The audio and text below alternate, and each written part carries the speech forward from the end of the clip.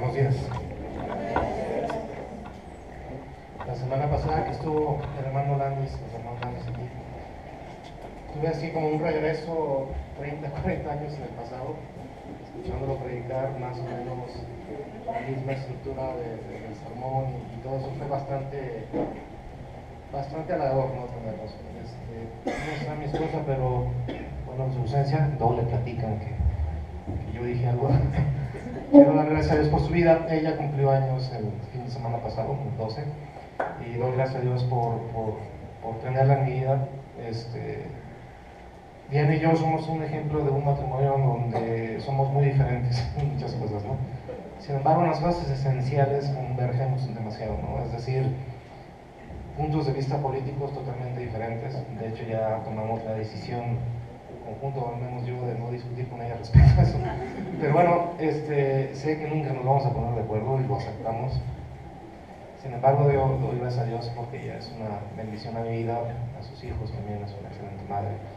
Estoy hablando de ti. Y doy gracias a Dios porque es mi compañera de vida, ¿no? Obviamente hemos pasado cosas muy lindas, 3 hijos, y hemos pasado cosas un poco complicadas, particularmente con mi salud. Pero bueno, gracias a Dios ella está presente conmigo, ¿no? Y doy gracias a Dios por tu vida.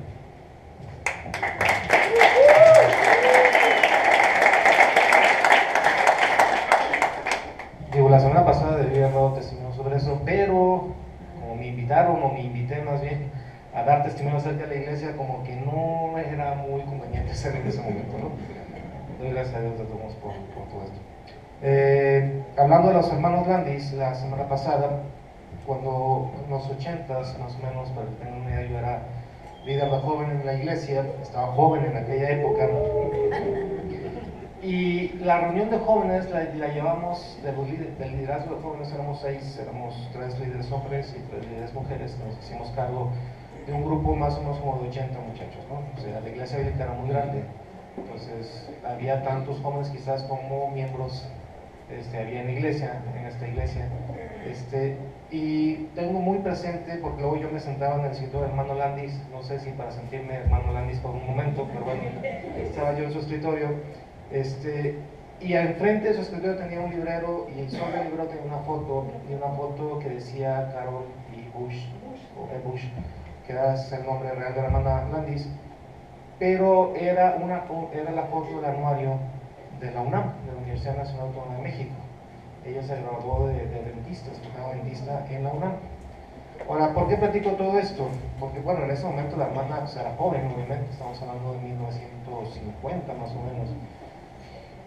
Ella, justo después de titularse de cirujano dentista, se fue de misionera junto con otra hermana mexicana, Hortensia se llama. Hortensia, ella se llama. Y se fueron a la Sierra de Hidalgo, las 2 mujeres. Luego a veces en el ministerio somos muy machistas cuando todas las cosas se dan en el ámbito del confort, ¿no? Defendemos el derecho del hombre a presidir el ministerio cuando todas las cosas están bien, pero cuando muchas veces hay que ir a arriesgar la vida o estar en condiciones incómodas, fuera del confort de nuestro entorno, pues bueno, ahí como que las cosas cambian, ¿no? Estas 2 mujeres fueron y fundaron una iglesia bíblica, particularmente en la Sierra de Hidalgo. Ahora, yo me pregunto, yo que la vi ayer, ya tan anciana, la semana pasada tan anciana, tan llena de años, tan tranquila, sentada ahí atrás, uno se pregunta, bueno, ¿qué es lo que motiva a una persona dejar su país, porque finalmente ella no regresó o no va a regresar seguramente a Estados Unidos, venirse a estudiar a México? Supongo que ella vino a estudiar bajo un plan, ¿no? Es decir, yo me estudio lenguaje metiéndome en la universidad, siendo cirujano dentista, y usar su profesión en un ámbito totalmente misionero, fuera de cualquier seguridad, tanto de su país, de su cultura y de todo su entorno, ¿no? Y dedicar su vida al ministerio. ¿Qué es lo que puede llegar a motivar a hacer una persona eso, ¿no? A renunciar propiamente a lo que es en función de otra cosa. Hoy vamos a ver algo acerca de la adoración, Y quiero que tenga muy presente este comentario que acabo de hacer. Antes de continuar, quisiera que inclináramos nuestro rostro y orásemos hacia el Señor, por favor. Señor Dios Todopoderoso, Rey del Universo, te doy tantas gracias porque tu presencia, Señor, guía nuestras vidas, y ahora, Señor, te suplicamos que tu Espíritu guíe este estudio de tu palabra, Señor. Te suplicamos que esta predicación sea a través de tu Espíritu, y que tu Espíritu, Señor, hable muy fuertemente a nuestros corazones, Señor. A todos te suplico que, inclusive, el que habla, Señor, nos hables fuertemente, Señor, y finalmente podamos tener una vida adorante, Señor, delante de ti. Te damos gracias, Señor, por lo que tú eres, Señor, y te damos gracias porque algún día, Señor, te veremos cara a cara, Señor, y caeremos rendidos, Señor, ante tus pies. Señor, ven, te damos gracias por tu amor, en el Señor Jesús. Amén. Bueno, la adoración como tal es un término que en estos días, sobre todo, se ha ido tergiversando. Yo me acuerdo cuando, en esa bella época de los 80s, 90s, más o menos, cuando todo era ilusión y esperanza, y sucedía que todo, uno iba a comerse el mundo a bocanadas. Salió un artista cristiano, ¿se acuerdan? Y bueno, seguramente los más viejos como yo lo recordamos, que era Marcus Witt, ¿no? Y él sacó un cassette. Para los muchachos que no saben lo que es un cassette, ni tan siquiera un CD, antes la música venía con unos cartuchitos, con una cinta magnética que le daba vueltas, y así es como se distribuía la música en aquel entonces, ¿no? Bueno, el tema es de que él sacó algo que se llama un proyecto AA, que era alabanza y adoración. Entonces uno podía entender, pues, que la alabanza era la música más estridente, más movida, y que la música de adoración era la más tranquila, ¿no?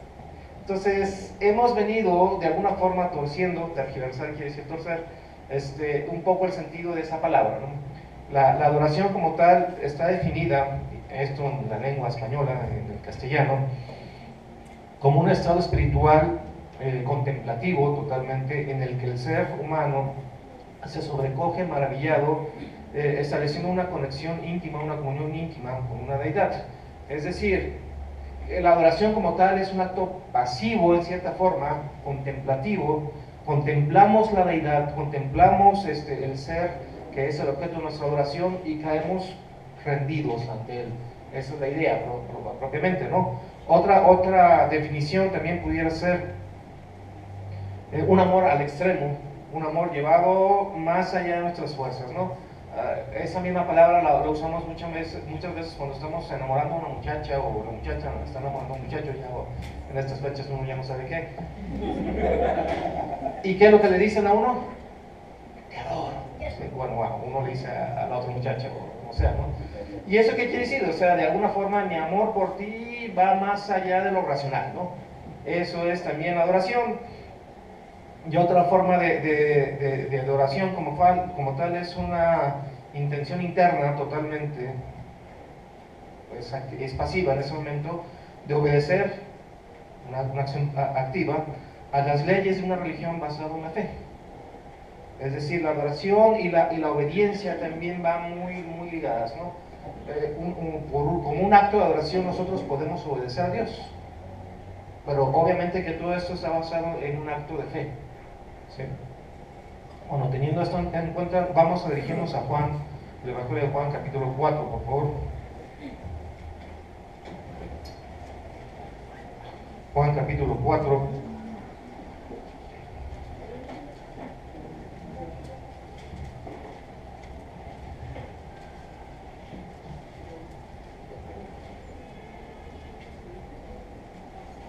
Versículo 1 dice: Cuando pues el Señor entendió que los fariseos habían oído decir, Jesús hace y bautiza más discípulos que Juan, aunque Jesús no bautizaba sino sus discípulos, salió de Judea y se fue otra vez a Galilea, y le era necesario pasar por Samaria.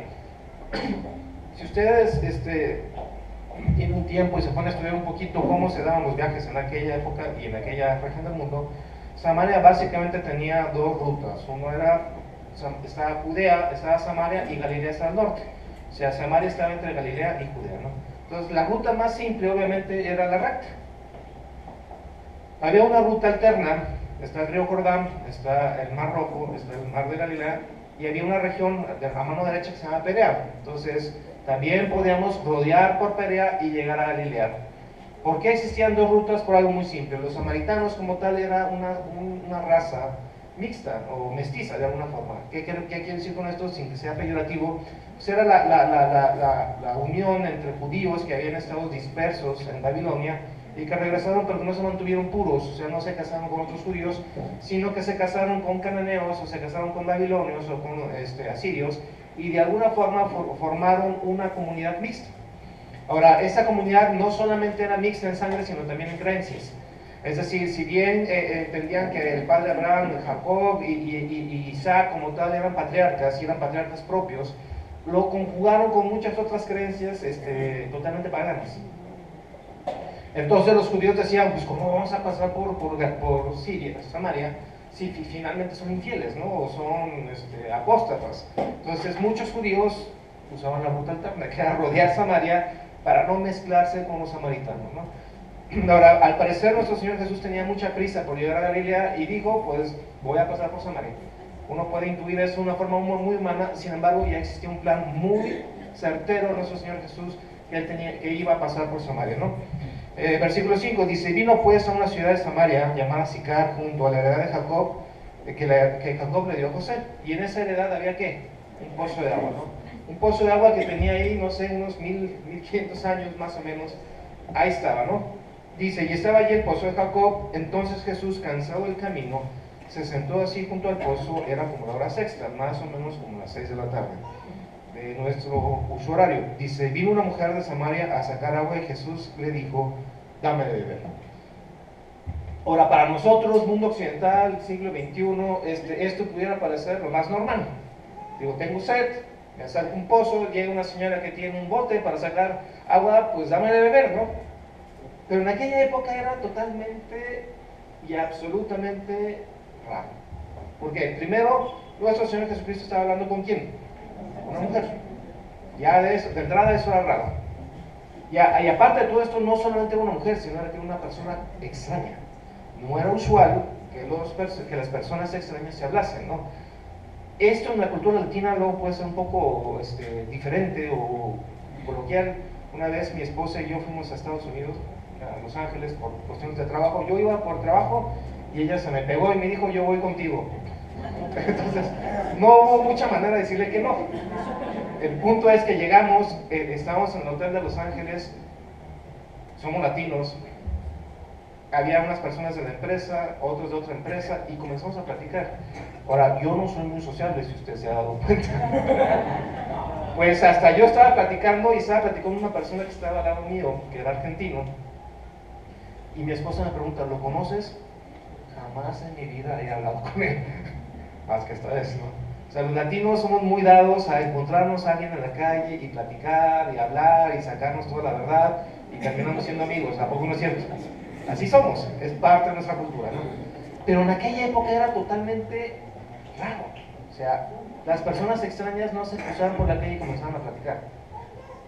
Y la tercera cosa es que esta persona era ¿qué? Samaritana.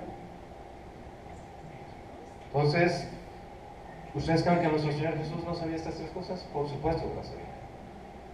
Y con toda intención le dice a una mujer, dame de beber. Ahora, fíjense lo que sucede. Pues sus discípulos habían ido a la ciudad a comprar de comer, o sea, no solamente tenía sed, sino que además tenía hambre. Dice, la mujer samaritana le dijo, ¿cómo tú? O sea, ella sí captó el sentido y la rareza del hecho. Siendo judío, me pides a mí de beber, que soy ¿qué? Mujer, y además de ser mujer, soy ¿qué? Samaritana. Y dice, porque judíos y samaritanos no se tratan entre sí. O sea, la palabra griega en la cual está escrito, la idea es que los judíos y los samaritanos ni tan siquiera comparten utensilios para comer y beber. Y me pides agua. Nota el asunto. Dice, respondiendo Jesús, le dijo, si conocieras el don de Dios, y quién es el que te dice, dame de beber, tú le pedirías y él te daría agua viva. Aquí hay tres cosas. Uno, el don de Dios. ¿Qué es el don de Dios? Dos, ¿quién es el que te está ofreciendo el don de Dios? Y tres, ¿qué te está ofreciendo? Agua viva. Agua viva. Agua viva, si ustedes recordarán, que ya lo hemos visto, ríos de agua viva o agua viva, estaba muy relacionado a un rito judío que se llama mitzvah, que es básicamente lo que nosotros conocemos como bautismo. Es decir, antes la gente se bautizaba, en el caso de Israel, en afluentes de agua que corrían, que no estaban estancadas, ¿no?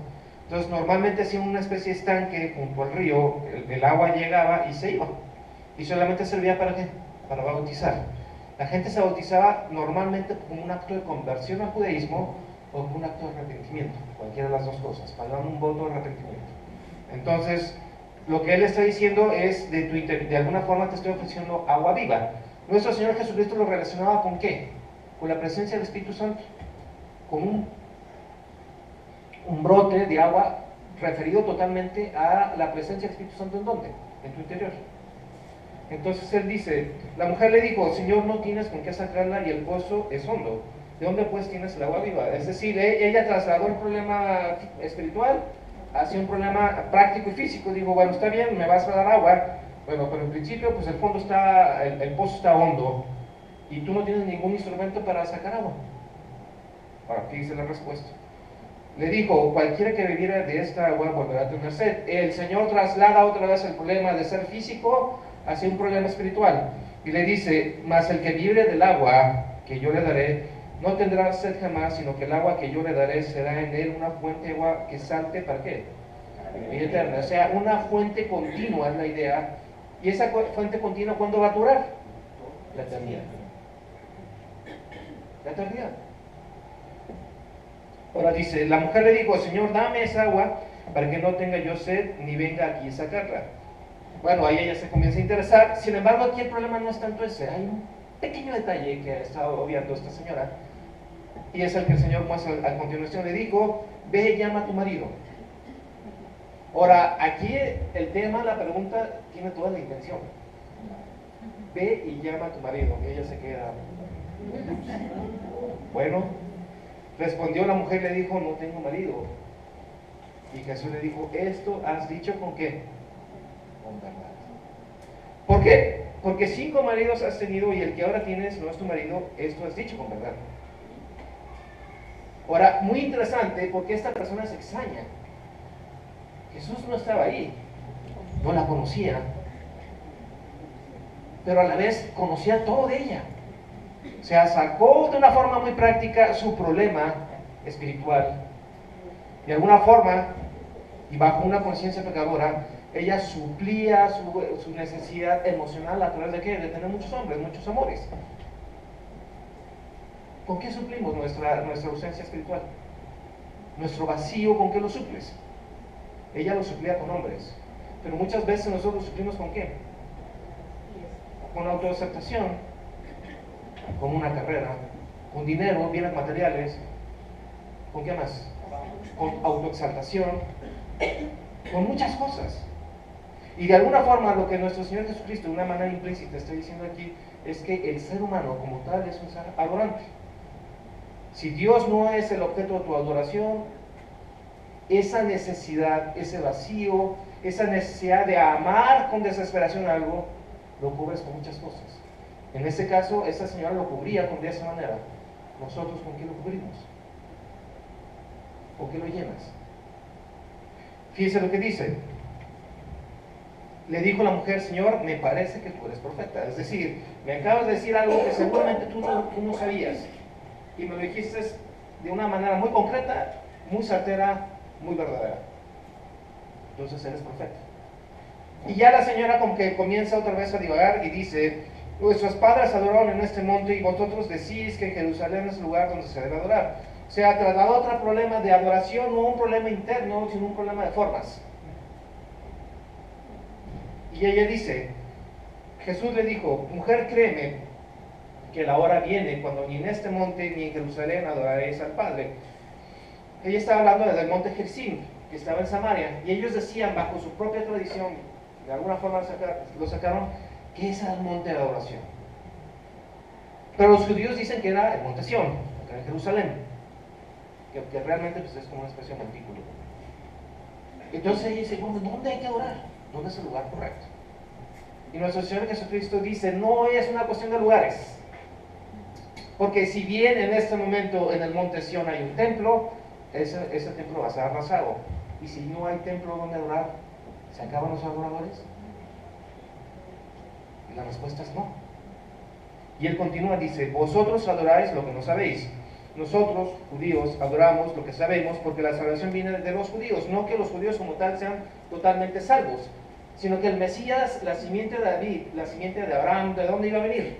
De los judíos. Y fíjese lo que dice, mas la hora viene y ahora es cuando los verdaderos adoradores adorarán al Padre, ¿cómo? En espíritu y en verdad, porque también el Padre, tales adoradores busca que lo adoren. O sea, Dios requiere adoradores y que los adoradores de alguna forma lo hagan espiritualmente y en verdad. ¿Y quién es la verdad? ¿Quién dijo de sí mismo, yo soy el camino, la verdad y la vida? Nadie viene al Padre si no es a través de quién? De mí. La verdad. Entonces, él traslada la cuestión de las formas y los lugares hacia quién? Hacia una persona.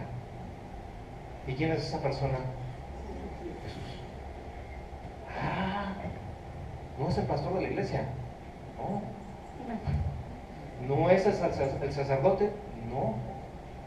¿El Papa? Tampoco. Bueno, la Virgen, no. Los santos, tampoco.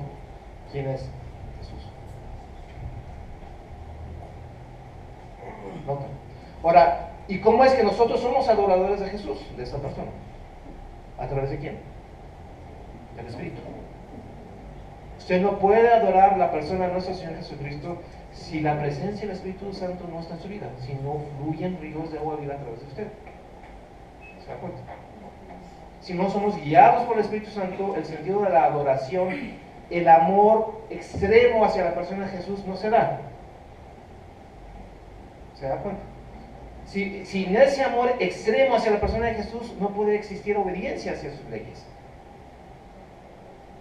Y si no existe ese amor supremo hacia la persona y único hacia la persona de Dios, por supuesto que no puede existir comunión con esa persona. Entonces la adoración como tal es más que otra cosa, un estilo de vida. Somos adoradores porque hemos sido nacidos de nuevo y porque en ese nuevo nacimiento el Espíritu Santo toma control de todo lo que somos y en ese control se regenera nuestro ser y en esa regeneración de nuestro ser, ese nuevo ser puede amar más allá de nuestras fuerzas a la persona de nuestro Dios. Usted ha nacido de nuevo, porque si usted no ha nacido de nuevo, no es adorador de Dios. Y si no es adorador de Dios, no puede obedecer, no puede amar. Son cosas equivalentes. Y dice, Dios es espíritu y los que le adoran en espíritu y en verdad es necesario que lo adoren. Entonces, no es que yo venga y haga un culto aquí. Bueno, es muy hermoso tener cultos de adoración. Es muy, muy lindo en donde en un lugar nosotros vertemos todo nuestro amor a la persona de Dios. Pero, no se confunda. Si el Espíritu Santo no está en usted y el Espíritu Santo no gobierna su vida, usted no puede adorar a Dios. No puede adorar a Dios. Dice, le dijo a la mujer, sé que ha de venir el Mesías llamado el Cristo, o el Mesías. Cuando Él venga nos declarará todas las cosas. Fíjese la declaración tan profunda e impactante que viene en consecuencia. Dice Jesús, yo soy el que habla contigo. A mí me dicen eso, hermano, y yo me desmayo ahí. O sea, hemos estado esperando al Mesías miles de años y lo tengo aquí enfrente. ¿Se da cuenta? Ahora, ¿qué fue lo que hizo la mujer? En esto vinieron sus discípulos y se maravillaron de que hablaba con una mujer. O sea, sin embargo, ninguno osó preguntarle, bueno, ¿qué hablas, no? Y dice, entonces la mujer dejó su cántaro, o sea, básicamente lo aventó por allá. Dice, y fue a la ciudad y le dijo a los hombres, venid, ved a un hombre que me ha dicho todo cuanto he hecho. O sea, el sentido de que haya explorado su más profundo deseo y anhelo de su corazón para ella fue devastador. Y dice, ¿no será este el Mesías? Dice, entonces salieron de la ciudad y vinieron a él. Entre tanto los discípulos le rogaban diciendo, Rabí, come, o sea, pues ya está bien, ya trabajaste, ya le dijiste sus verdades, pues ahora come. Y fíjese lo que dice él, yo tengo una comida que comer que vosotros no sabéis. Entonces los discípulos decían unos a otros, ¿me habrá traído alguien de comer? O sea, mi comida es que se haga la voluntad de que me envió y que acabe su obra. Entonces comenzó la siega. ¿Qué fue lo que hizo esta mujer? Fue a proclamar el evangelio, hermanos, en el más puro estilo. ¿Qué es el evangelio? La buena noticia, tengo el Mesías aquí a un lado. Fue, corrió a la ciudad y le dijo, este hombre me acaba de decir todo lo que soy. ¿Y qué pasó? Muchos samaritanos que hicieron. Hermanos, proclamar el evangelio como tal es un acto de adoración. Y escuchen lo que le estoy diciendo, proclamar el evangelio es un acto de adoración. ¿Por qué? Porque estoy tan satisfecho con la persona del Mesías, de Dios, que de mi interior brotan las ganas de decírselo ¿a quién? Al que se deje, y al que no se deje también. ¿Por qué? Porque la persona más maravillosa del mundo vive en mí, y porque la persona más maravillosa del mundo me impele, me desafía, me dice, habla a las naciones. ¿Se da cuenta? El evangelismo, compartir el evangelio, es un acto de adoración. Entonces, la motivación de predicar el evangelio, ¿cuál es? ¿Es un acto de misericordia hacia el hombre? Pues no. ¿Es porque yo tengo siempre esa necesidad de que el bienestar de las personas? Tampoco. Entonces, las misiones, y nosotros somos misioneros para mejorar la calidad de vida y transformar el mundo y que este mundo sea un mejor lugar para vivir. No. La proclamación del evangelio es proclamar la gloria de Dios. Y nosotros estamos invitando a la gente ¿a qué? ¿A mejorar su vida? No. A que sean adoradores de la misma visión que yo tengo, que es la gloria de Dios. ¿Se da cuenta? ¿Qué es lo primero que vamos a hacer cuando estemos allá en la presencia de nuestro Señor? Adorar, hermano. Y le aseguro que el piso no le va a costar para humillarse delante de Él. No será suficiente. Porque estamos en presencia del ser más poderoso del universo, que destella su gloria, y el peso de su nombre hace que nosotros nos inclinemos delante de Él con gozo y temor reverente. Ese es el Dios que nosotros adoramos, el Dios de la Biblia. Ahora, 39, muchos de los samaritanos de aquella ciudad creyeron en Él por la palabra mujer, que daba testimonio diciendo, me dijo todo lo que he hecho.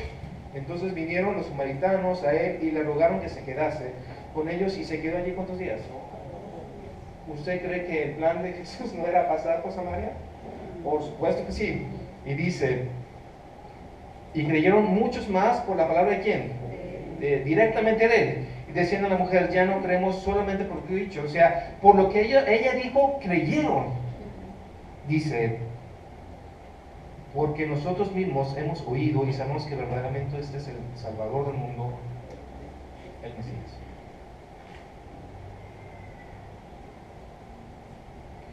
¿Usted cree que Jesús es el Mesías? ¿Usted cree que es el Salvador del mundo? Dígalo a las naciones. Comparte la gloria de Dios. ¿A quién? A sus vecinos, al que pasa, al que no pasa. Dígalo a las naciones. Compartir el evangelio como tal es un acto de oración. Sígame, por favor.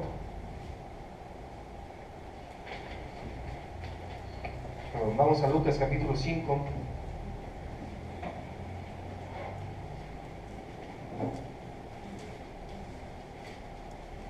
Un capítulo que hemos visto muchas veces.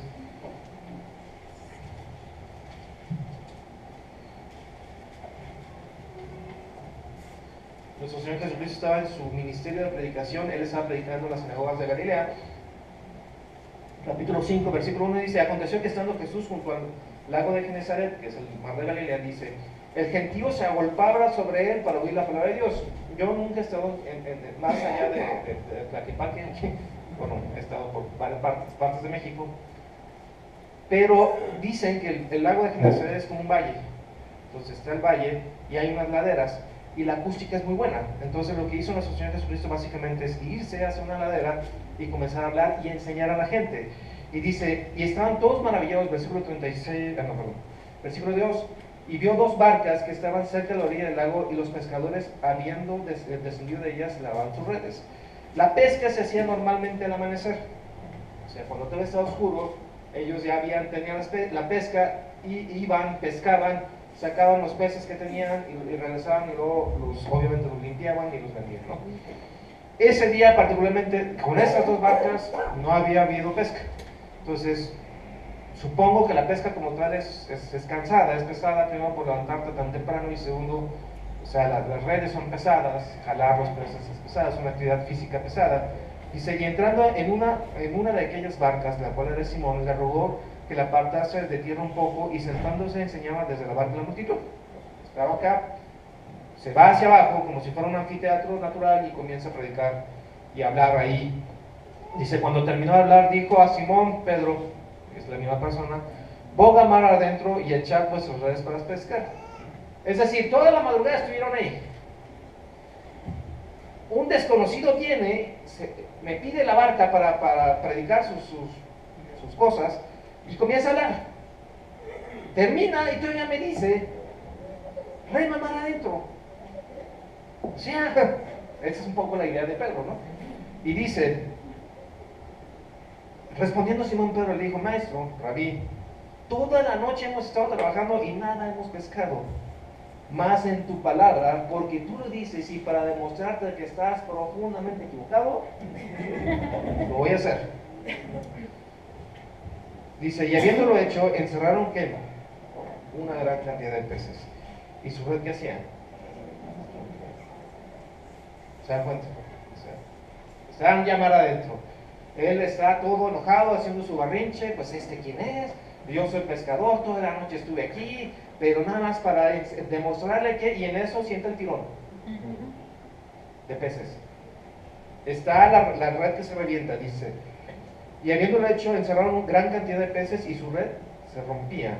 Entonces hicieron señas a los compañeros que estaban en la otra barca para que viniesen a ayudarles, y vinieron y llenaron ¿cuántas barcas? Las dos.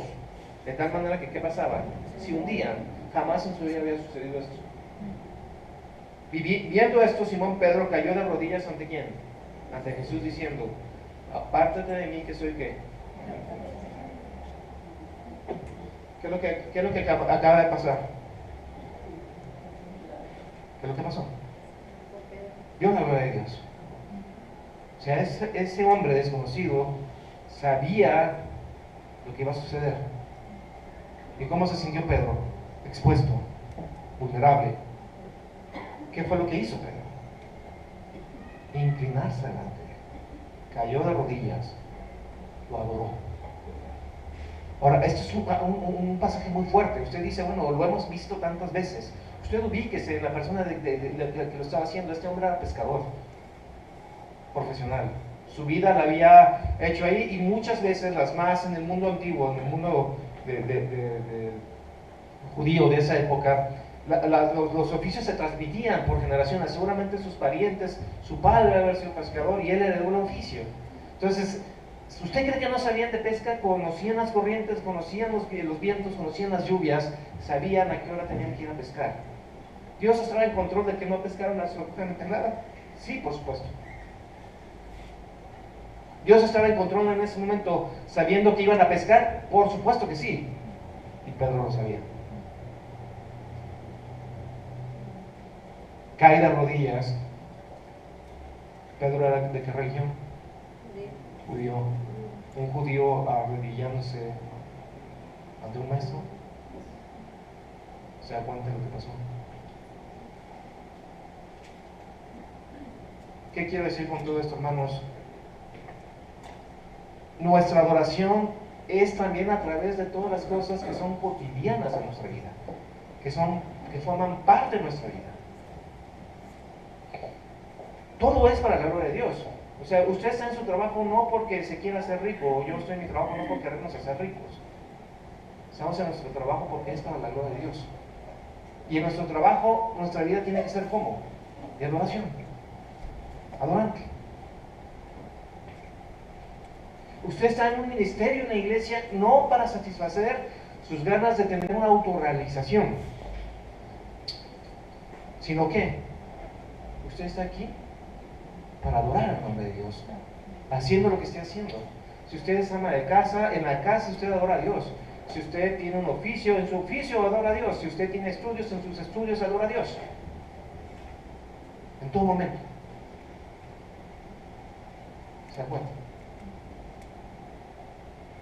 ¿Se da cuenta de lo que es la adoración o lo que Dios demanda de usted? Vamos por último a Marcos capítulo 10.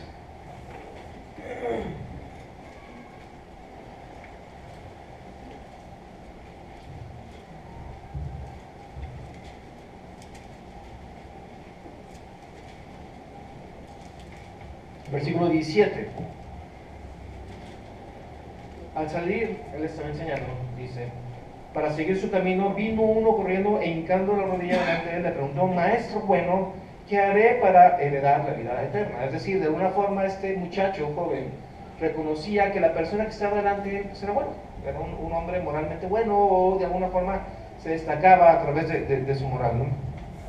Ahora fíjese lo que dice, Jesús le dijo, versículo 18, ¿por qué me llamas bueno? Ninguno hay bueno sino solo uno, y este es ¿quién? Dios. Esta es una declaración aún filosóficamente muy importante, ¿sí? La bondad. Muchas veces nosotros decimos, bueno, ¿cómo el hombre bueno, un hombre bueno va a ir al infierno? Y aquí Jesús está diciendo, no hay ninguna sola persona buena. La única persona buena es ¿quién? Dios. Es buena no solamente en sus motivaciones a hacer las cosas, sino en el alcance de las mismas. He contado muchas veces esta historia, lo voy a volver a contar hasta que se la aprendan de memoria. Yo estudié biología un año en la Universidad de Guadalajara, allá por 1990 más o menos. No, en el 86. En el 86 estaba estudiando yo biología en la universidad. Y hicieron un congreso los muchachos, mucho del trabajo de los biólogos aquí en la Universidad de Guadalajara era ir a Mismaloya al asunto de las tortugas, y ya ve que había depredadores naturales y humanos. Dicen que el huevo de tortuga es muy bueno, yo nunca lo he probado, pero el caso es de que estaban tratando de preservar la especie. Esa era una idea muy buena, ¿no? Ellos hicieron todo un congreso y mandaron traer al doctor Cifuentes, que era un biólogo muy estimado todavía aún en la ciencia en México, y para esto estaban, en la misma facultad estaban los biólogos, los físicos y los matemáticos, una mezcla medio rara. Entonces, llega el doctor Cifuentes, está su primera ponencia. Para esto ya había habido toda una disputa ahí de que nosotros sí hacíamos cosas, los biólogos, y los matemáticos no hacían nada más que reírse y bla, bla, bla, bla. El tema es de que el biólogo, lo primero que les dijo fue, es que están ustedes acabando con la especie. ¿Por qué? Porque como estaban trasplantando el nido, de donde ponen el nido, la temperatura determina el sexo de las tortugas. Entonces ellas estaban haciendo una sobrepoblación de machos, se iba a acabar la especie. ¿Qué quiero decir con todo esto? Obviamente que la intención era buena, pero el alcance de sus actos no lo pudieron medir. Con una buena intención estaban haciendo algo malo. Y un poco el tema es esto: Dios es bueno no solamente porque sus intenciones siempre van dirigidas hacia la gloria de Dios, sino por el alcance de las mismas. Todo lo que Él hace está orientado hacia ¿qué? La gloria de su propio nombre. ¿Se da cuenta? Eso los seres humanos no lo podemos entender todavía, no lo podemos alcanzar. Y Jesús dice, los mandamientos sabes: no adulteres, no mates, no hurtes, no digas falso testimonio, no defraudes, honra a tu padre y a tu madre. ¿Sí? Todos los mandamientos que tienen que ver con ¿quién? Con el prójimo. Ahora fíjense lo que dice él de sí mismo. Él entonces respondiendo le dijo, maestro, todo lo he guardado ¿desde cuándo? Desde mi juventud. Seguramente ese hombre tendría 60 años, pues no, era muy joven. Y dice, siempre lo he guardado, siempre he sido una buena persona, siempre he sido un excelente prójimo hacia mi prójimo. Así, básicamente. Entonces Jesús mirándole, ¿qué dice? Le amó. O sea, lo vio y dijo, ay muchacho. Y lo amó. Hubo un sentimiento de amor. Y fíjese lo interesante lo siguiente, dice, una cosa te falta. Anda, vende todo lo que tienes y dalo a quienes, a los pobres, y tendrás tesoro en el cielo, y entonces ven y sígueme. ¿Se da cuenta? ¿Por qué? El arrepentimiento como tal, hermanos, es un acto de renuncia. Renuncio a lo que yo soy y acepto lo que Dios es. ¿Sí? Y para que nosotros creamos, tiene que haber arrepentimiento. Arrepentimiento y creer. Aquí el problema es de que este muchacho realmente amaba más que sus posesiones materiales. Las amaba más. Entonces, mientras él amara más sus posesiones materiales, difícilmente iba a amar a Dios más. ¿Qué es? La renuncia como tal es un acto de adoración. Porque Dios no compite con nada. Que le quede claro. Dios no va a competir con su trabajo, no va a competir con sus riquezas. Dios no necesita sus riquezas, no necesita su trabajo. O sea, aquí Dios no le está pidiendo que usted dé el diezmo, que quede claro. Dios no le va a pedir eso, no le va a pedir que usted esté en la iglesia determinada cantidad de horas. Dios quiere que todo. Todo. Sus sueños, sus angustias, sus necesidades, sus bienes, todo lo que usted es, Dios lo requiere. Todo. No, que, ¿cómo? Y ya todos estamos parpadeando así. Dice, pero el afligido por esta palabra se fue triste porque tenía muchas posesiones. Entonces Jesús, mirando alrededor, dijo a sus discípulos: cuán difícil es entrar o entrarán en el reino de Dios los que tienen riquezas. Ahora sí dice, bueno, ay, los que viven en puerta de hierro, que se pudran en el infierno. No, hermano, no es el punto ese. El punto es todo aquello que usted valora más que la persona de Dios. ¿Y qué es eso? Aún el jacalito que usted puede tener, que lo tiene muy limpiecito, si usted lo ama más que a Dios, es pecado. ¿Y qué tal de su trabajo? Porque en el trabajo yo soy el que manda. Ahí está mi escritorio con mi nombre, tengo una secretaria afuera y yo soy el mandón aquí. En la iglesia no me toman en cuenta, pero aquí yo soy el mandón. Dios quiere todo. ¿Y qué tal de ese novio o novia que estoy evangelizando? No es cristiano, pero lo estoy evangelizando. Dios quiere todo, ¿no? Absolutamente todo. Todo. Su futuro, ay, qué carrera voy a estudiar. ¿Por qué no lo ponemos en manos de Dios? Y que Él te indique dónde quiere que estés. Nuestros hijos, porque luego a veces pretextamos mucho el tema de los hijos. Yo no sirvo al Señor porque mi ministerio está en la casa. Allá con mis 3 chamacos, ese es mi ministerio. Es cierto.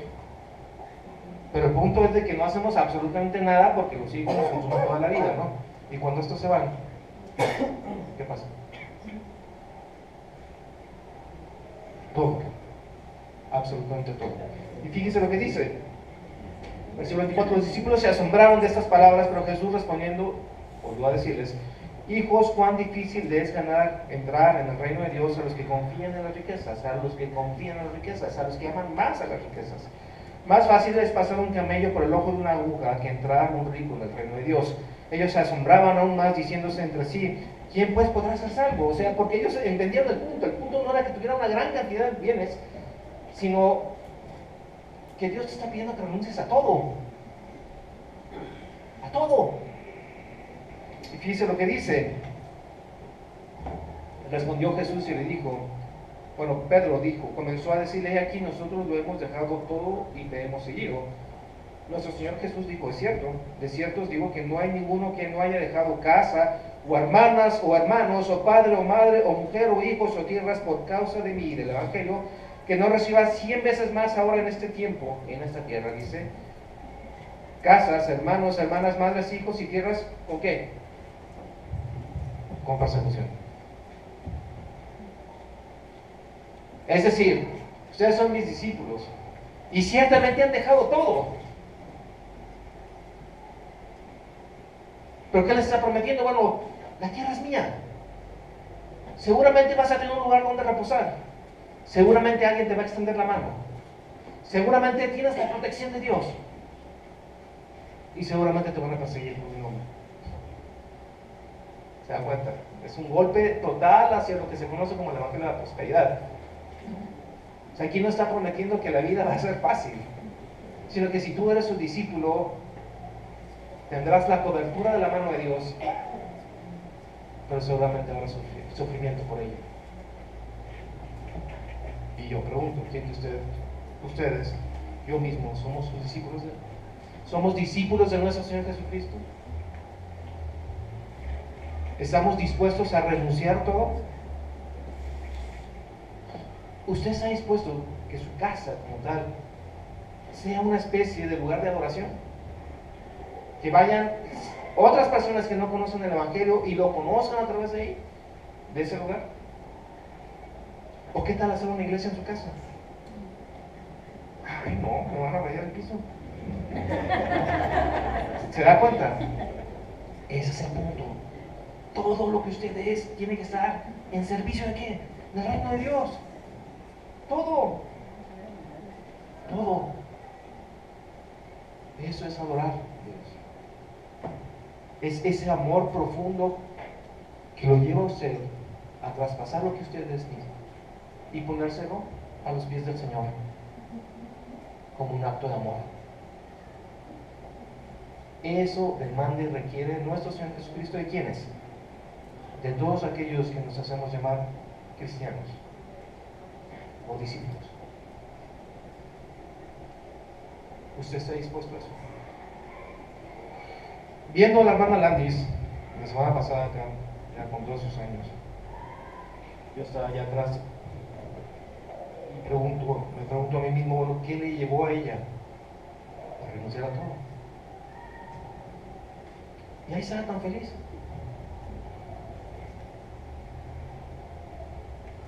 Una aclaración. Una semana antes estaba viendo yo a Nelly y a Gerson, que yo los conozco muchos años, a Nelly de muchos más años porque ella era parte del grupo de jóvenes de la iglesia. O sea, fácilmente tengo conociendo a Nelly 30 y tantos años. ¿Qué es? ¿Qué motivación hay? ¿Qué es lo que le dijeron, lo que le prometieron para que ella junto con su esposo y sus 3 hijos se vaya hasta el otro lado del mundo? Donde hablan un idioma diferente, tienen un alfabeto diferente, tienen religiones diferentes, una cultura diferente.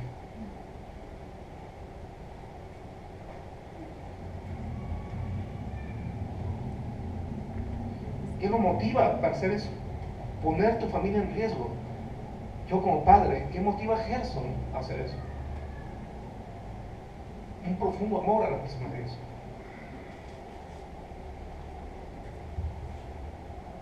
Usted es discípulo de Cristo. Usted es adorador de Cristo.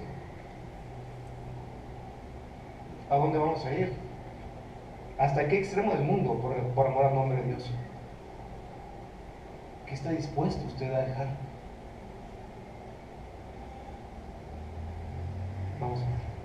Señor, te damos tantas gracias por este día. Te suplicamos que bendigas nuestra vida, Señor, y te suplicamos, Señor, que tu Espíritu nos guíe a adorarte, a caer rendidos ante tu gloria, Señor, a proclamar tu nombre, Señor, mirándote cara a cara. Te damos gracias por tu amor, por tu bondad, y suplicamos, Señor, que todos aquellos